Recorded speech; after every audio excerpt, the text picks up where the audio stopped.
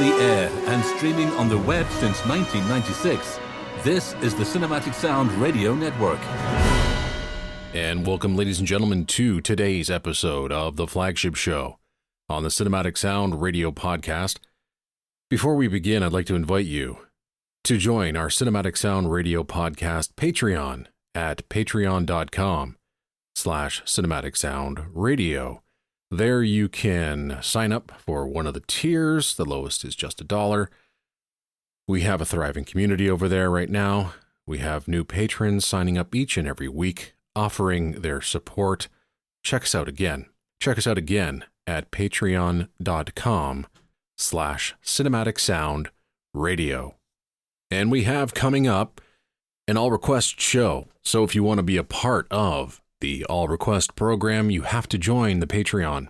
We'd love to have you over there, and we'd love to play your request. All right, on to today's program. This is part 2 of The Oscars Suck, or Erik's favorite scores of 2021. It's been 2 days since the launch of the first episode. Nothing has changed with the Academy since then, so the Oscars still suck, which means my boycott of the Academy Awards continues. If you want to know why I'm boycotting the Oscars, then please check out the first part of this episode and listen to the opening 7 to 10 minutes of the show. Not a bad rant, if I say so myself. So let's get into the meat and potatoes of this show. The more interesting stuff. The stuff you most likely have tuned in for. It's the music. It's all about the music.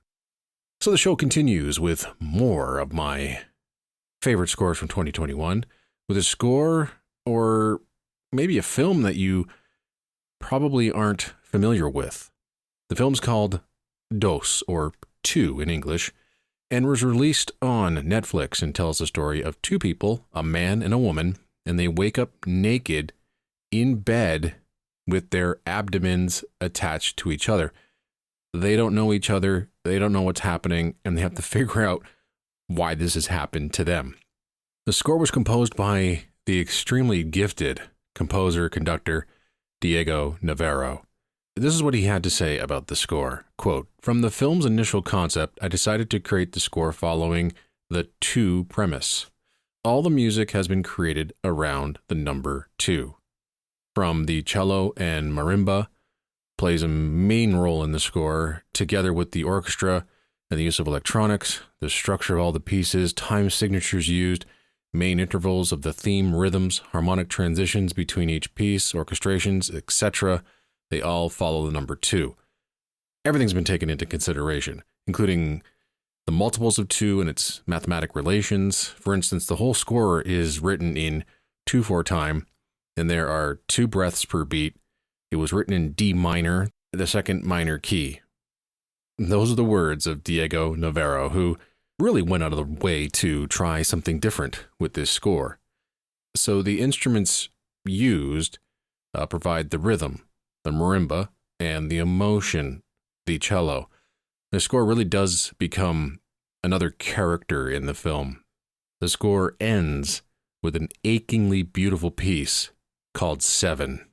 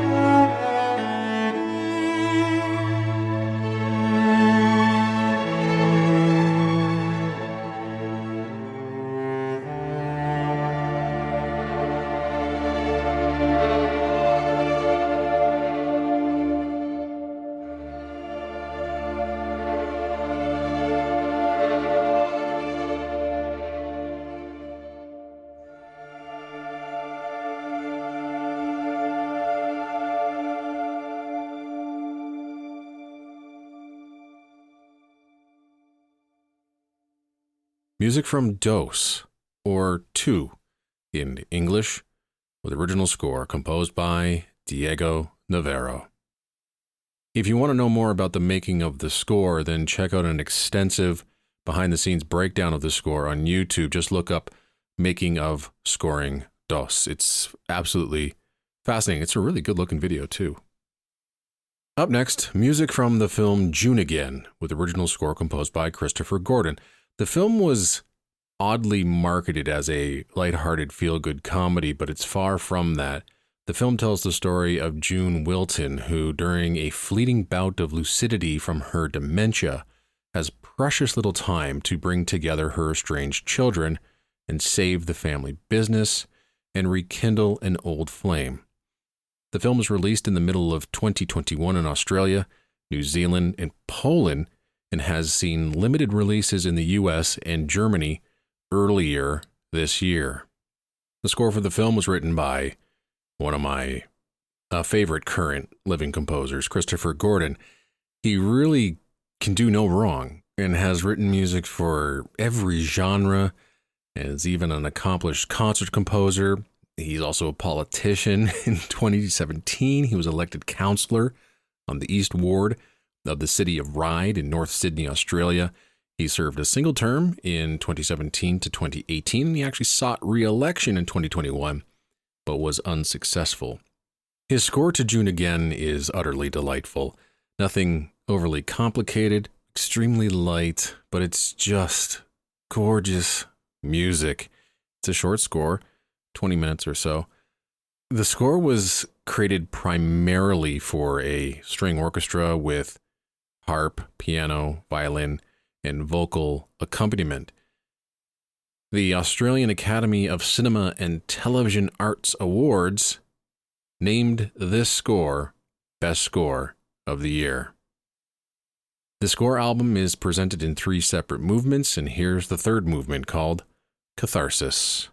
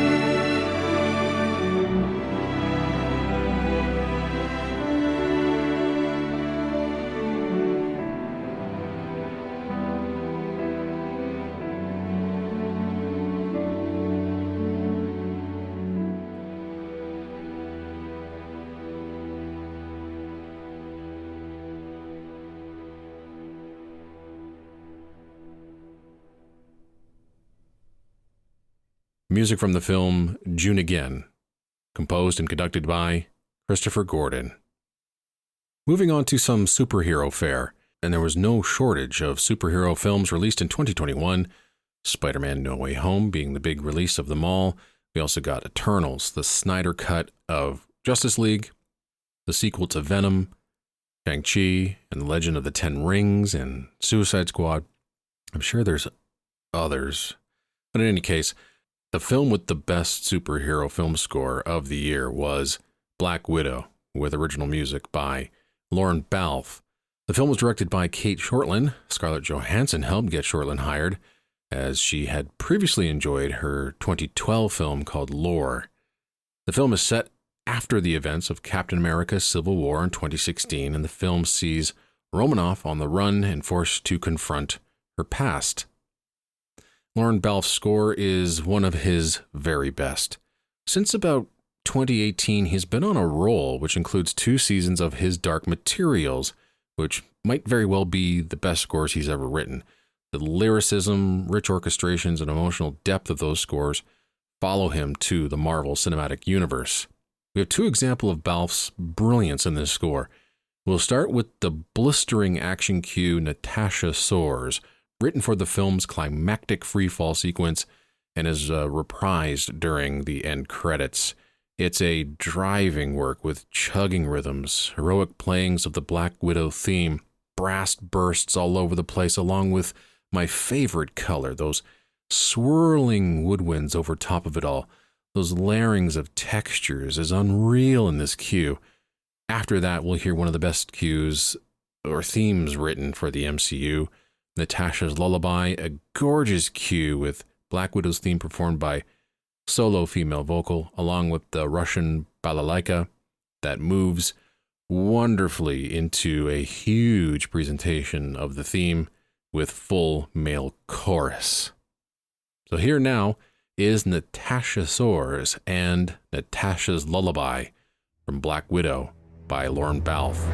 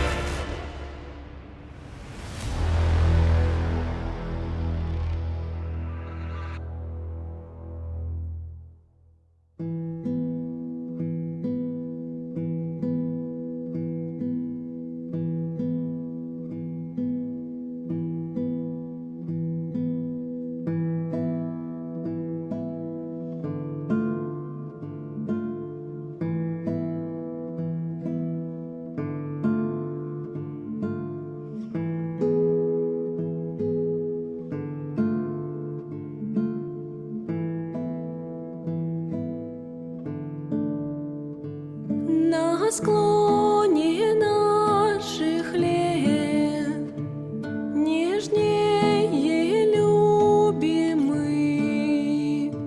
сияй, прощальный свет, тот свет любви последней. Полнеба обхватило зари вечерний тень, лишь там на западе бродит сияние.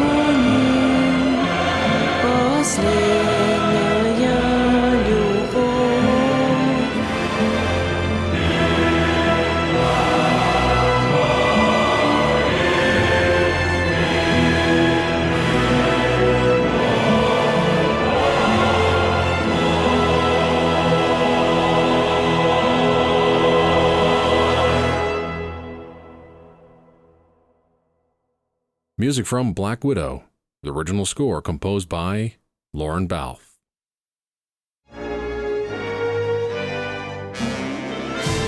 On the air and streaming on the web since 1996, this is the Cinematic Sound Radio Network. Welcome back to the program. We now move on to Ghostbusters Afterlife, with original score composed by Rob Simonsen. The film was a direct sequel to Ghostbusters 2, with Jason Reitman directing this time, with McKenna Grace in the lead role as Phoebe, Egon Spengler's granddaughter. In the film, Phoebe's mother moves her family to a farm in Oklahoma that they inherit from the recently deceased Egon Spengler. Soon the kids in the small town begin to discover their connection to the original Ghostbusters. The film was a massive nostalgic hit. Total fan service. Nothing really new in the film. However, the acting was superb, and it just hit all the feels. Just felt right for some reason. Rob Simonsen studied Elmer Bernstein's score for the first Ghostbusters film. Reitman requested that the score keep the sound and spirit of Bernstein's original score from the first film. To complement that sound, Simonsen decided that he would tap into the sound of 80s adventure films like E.T., Back to the Future, Cocoon, Flight of the Navigator, and various Jerry Goldsmith scores from that era. Elmer Bernstein's son Peter was recruited to guide the orchestration of Simonsen's score and the use of material from Ghostbusters. One of the most memorable sequences was the ghost chase through town in the Ecto-1. We really didn't get to see the Ecto-1 in an action sequence in the first two Ghostbusters films, so to see the kids ghostbusting through town in a thrilling action sequence was a sight to behold, and Simonsen's score followed the action to a T.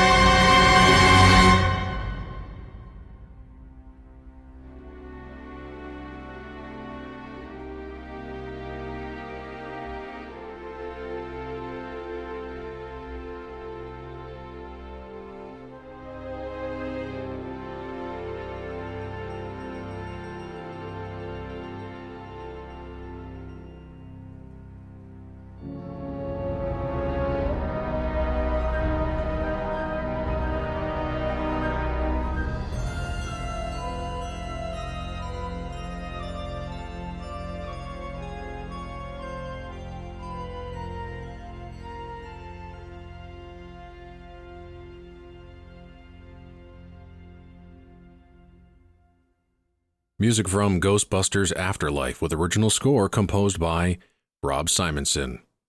We now move on to the horror film, The Reckoning, with original score composed by Christopher Drake.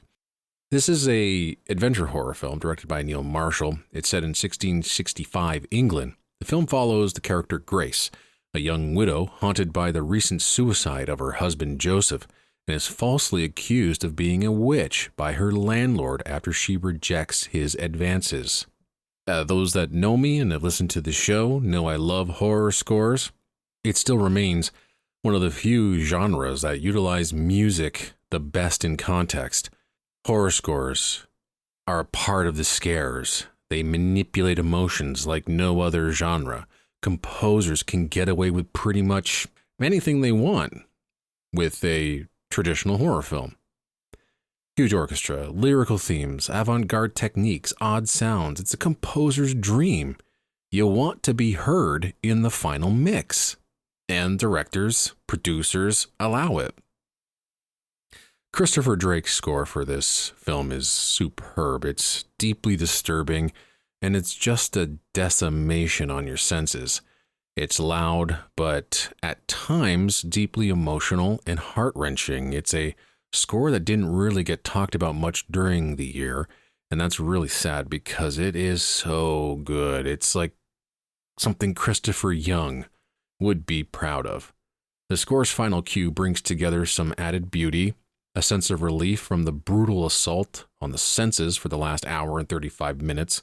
This lavish piece is mostly dedicated to the thematic material behind Grace's character, with arpeggiated strings, epic horns, solo vocalists, a huge choir.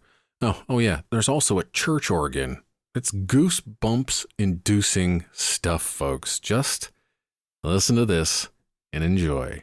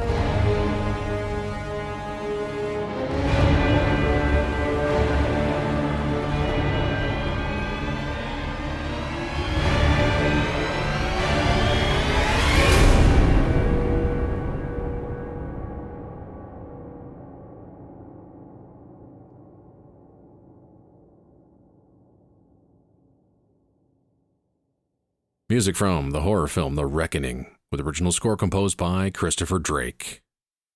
By the way, I'm going to recommend another Christopher Drake score just before we move on. Check out his score for Wonder Woman. The animated Wonder Woman still remains one of the greatest superhero film scores ever composed. Sticking with horror, we have to address the work Marco Beltrami and his team did on the extremely popular Netflix trilogy of films, Fear Street. That's right, a trilogy of films that were all released in the same year. Marco Beltrami scores all three films alongside his ridiculously talented team of Marcus Trump, Brendan Roberts, Anand Drubeck, and Buck Sanders. All of the scores are excellent, but the best, in my opinion, was the second score of the series, written for Fear Street, year 1978. Now, Fear Street's a series of horror books aimed mainly at younger readers. The film tried to revive the 90s slasher genre, which began with Scream, and while the first film score seemed to retread the sound Beltrami developed for Scream back in 1997, Fear Street 1978 takes that sound and adapts the sound of the bold scores from the 70s and early 80s in horror. Think Goldsmith's The Omen or Harry Manfredini's Friday the 13th. It's just a fantastic combination of musical styles. The action music is dynamic, which, doesn't surprise me. Beltrami is extremely good at it. Big choral music and brutal horror action makes up much of the two cues that we're going to play for you, called Give Her a Hand and The Final Axe.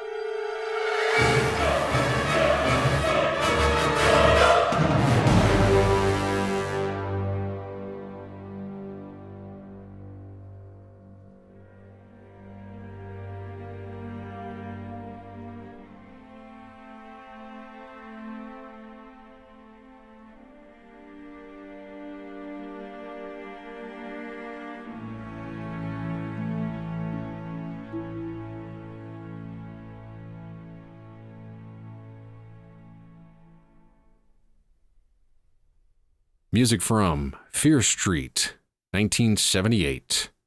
Music composed by Marco Beltrami and Brendan Roberts. Moving away from horror to animation and the computer animated film Spirit Untamed, a spin-off from the film Spirit, Stallion of the Cimarron, released in 2002, and the TV series Spirit Riding Free. This film follows a young girl named Fortuna Lucky Prescott, who moves to the small rural community of Miradero, where she meets a wild Mustang she names Spirit and immediately begins to bond with him. When composer Amie Doherty was announced to be writing the music for this film, she became the first woman to compose music for a DreamWorks film. I bet you didn't know that. I mean, other women composers are usually put up on a pedestal and there are numerous articles written about them and they're celebrated for the achievement, and it is quite an achievement, but you didn't really hear much about this announcement from anyone.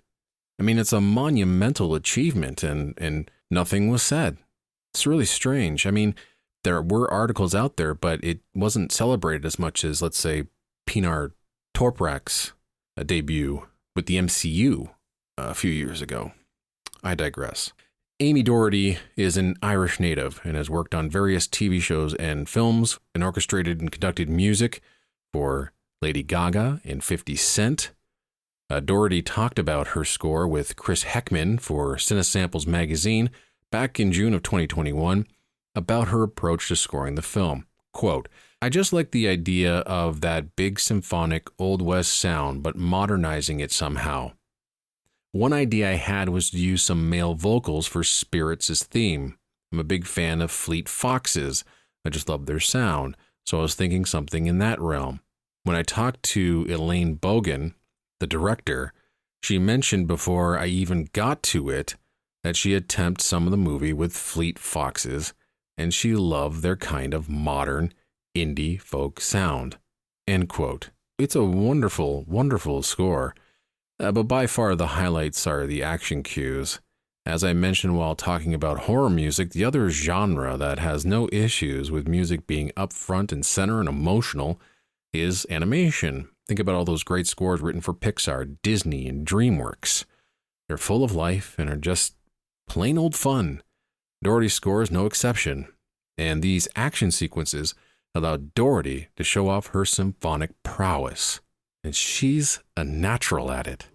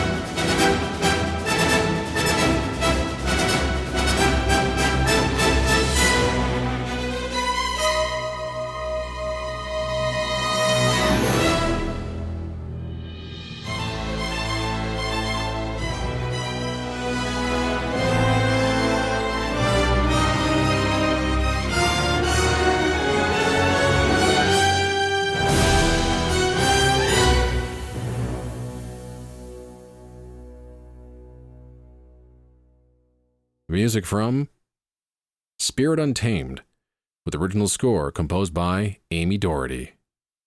We have to take a quick break, but when we return, we'll feature more of my favorite scores from 2021. APM Music offers limitless potential for your creative content. No matter the genre or mood, all the music you need is on one platform.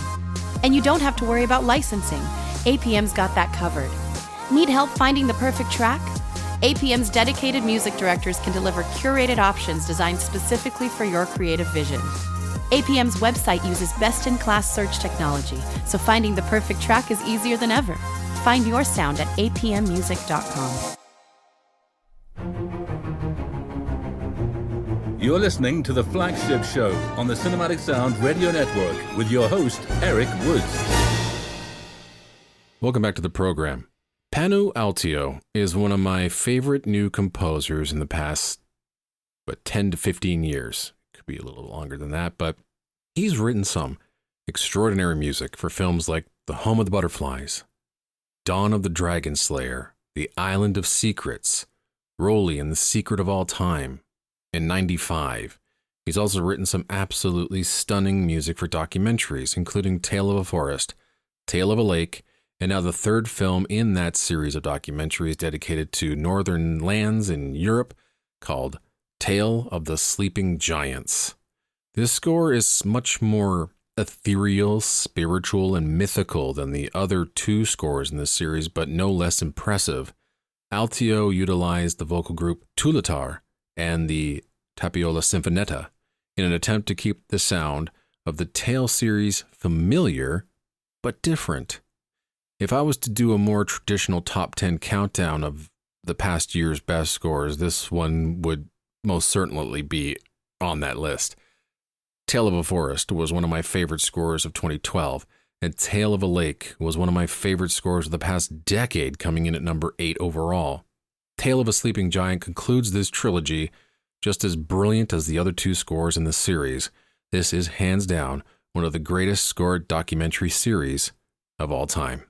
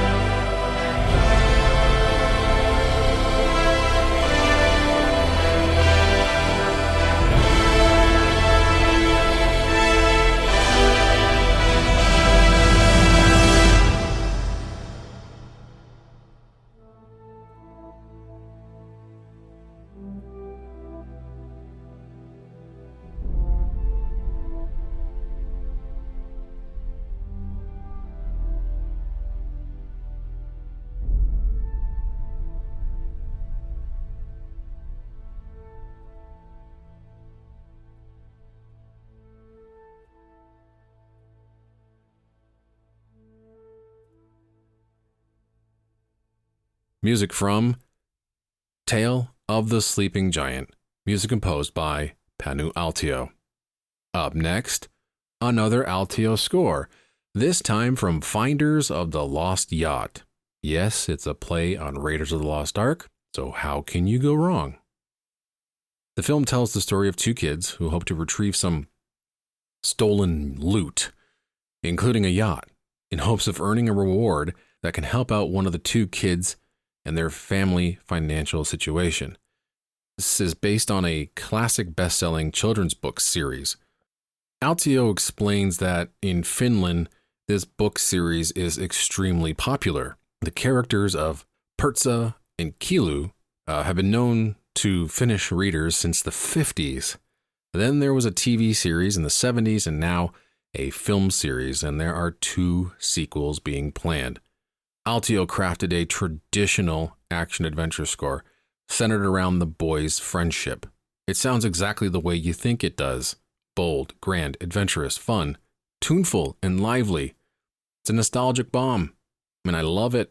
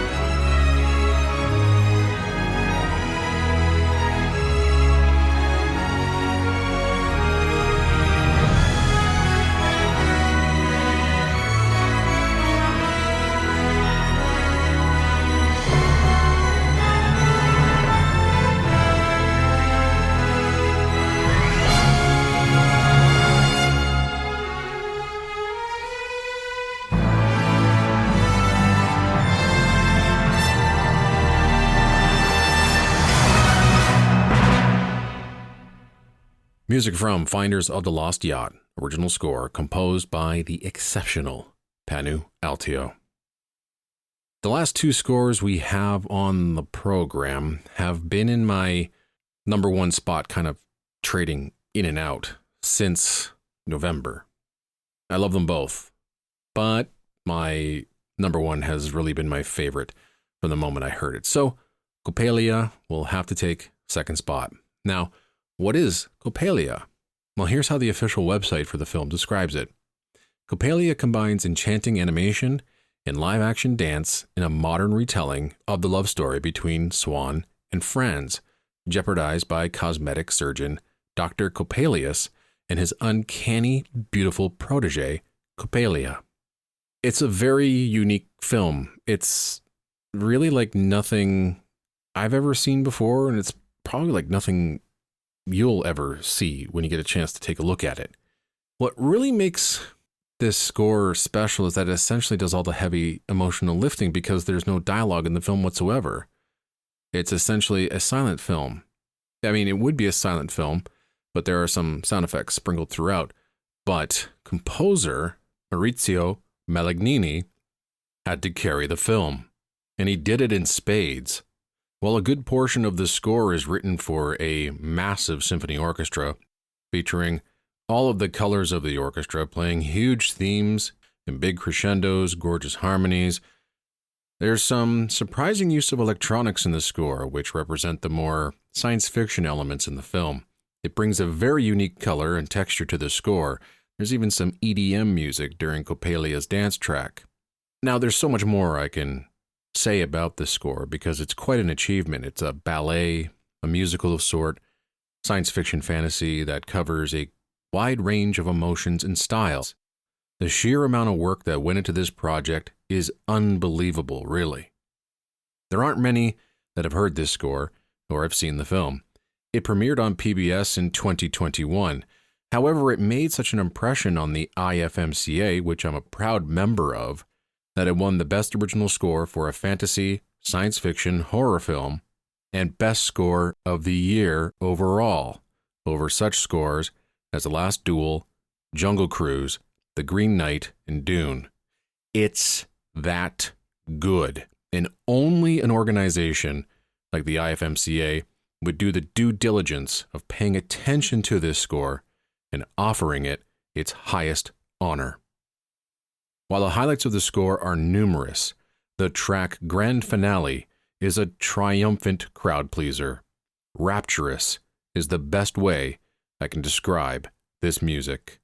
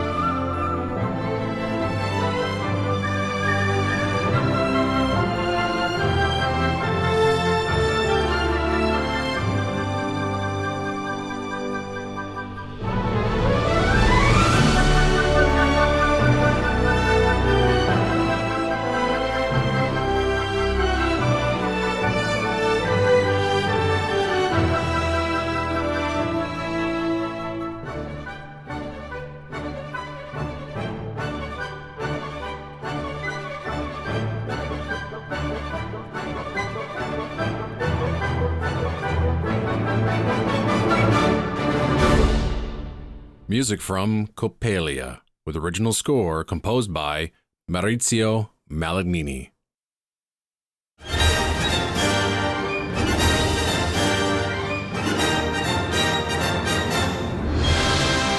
You're listening to the Flagship Show on the Cinematic Sound Radio Network with your host, Erik Woods.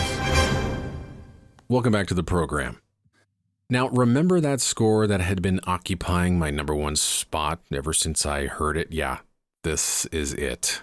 It's called Buckley's Chance and is written by the one and only and one of my favorite composers working today, Christopher Gordon. The film tells the story of a 12-year-old named Ridley, and it takes place a year after the loss of his father, and his mother, Gloria, moves the family from New York City to Western Australia to live with Ridley's estranged grandfather. Ridley ends up lost deep in the outback without a soul in sight. He comes across a wild dog entangled in an old barbed wire. Ridley saves the dingo, they become friends, and try to find a way home. Again, here we are given a score that is perfectly old-fashioned. If you love expansive adventure scores, and you enjoy composers such as Horner, Goldsmith, Holdridge, McNeely, Broughton, Debney, and if they turn you on and you really like good film music, then this is the score for you. There's no denying that this is a score that wears its heart on its sleeve. It will not apologize for being melodic, sentimental, bold, romantic, adventurous, organic, orchestral. But Gordon does, and does extremely well. He's been doing this his entire career. Think of On the Beach, Moby Dick, Ward 13, Mao's Last Dancer, and then you got to seek out treasures like his music for the Commonwealth Games and the Rugby World Cup. His stuff is brilliant. And keep in mind that he's a self-taught composer. I'm delighted the Australian people still respect Gordon's music. And if that's where he wants to stay and write his film scores, it's okay by me. At the very least, whenever he writes a score down there, we'll continue to be treated to his beautiful music. While certain symphonic scores are still being composed in Hollywood these days, it's not going away. It hasn't gone away.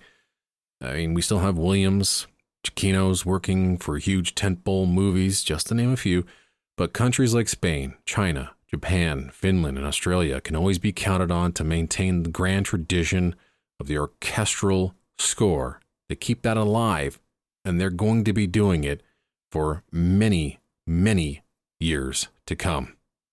The track Riddles from Buckley's Chance is a beautiful 11-minute suite that combines all of the primary motifs and themes from the score. Features sweeping tunes, joyful moments, and brilliant moments of action and adventure. It's just a great score. I love it. It's my favorite of 2021. I hope you enjoy it. It's fantastic. Well, that's it for the look at my favorite scores of 2021. I hope you enjoyed the show. Hope you enjoyed the format. I like this format. I get to play more music, and I still let you know what my favorite score of the year is. In any case, thank you very much for tuning in. I really, really do appreciate it. And until next time, wherever you are in this world, take care and happy listening.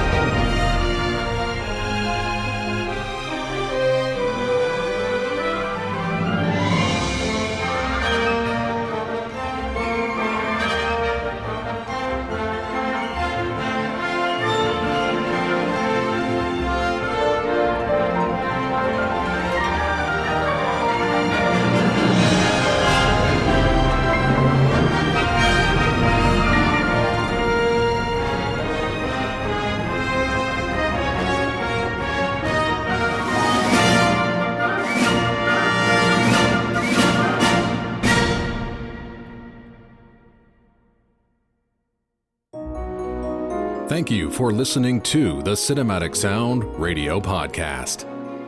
I want to thank Tim Burton for providing his voice for all the bumpers you hear throughout the program, and to David Coscina for providing Cinematic Sound Radio's theme music. If you have any questions, comments, or concerns, please email us at cinematicsound@yahoo.com. You can find us on social media on Twitter, Facebook, and Instagram. And wherever you're listening to us today, please take a moment right now to leave us a rating and a review of the podcast. You can get a Cinematic Sound Radio t-shirt at our TeePublic store. You can join our Patreon at patreon.com/cinematicsoundradio. And don't forget to check us out on the web at cinematicsound.net.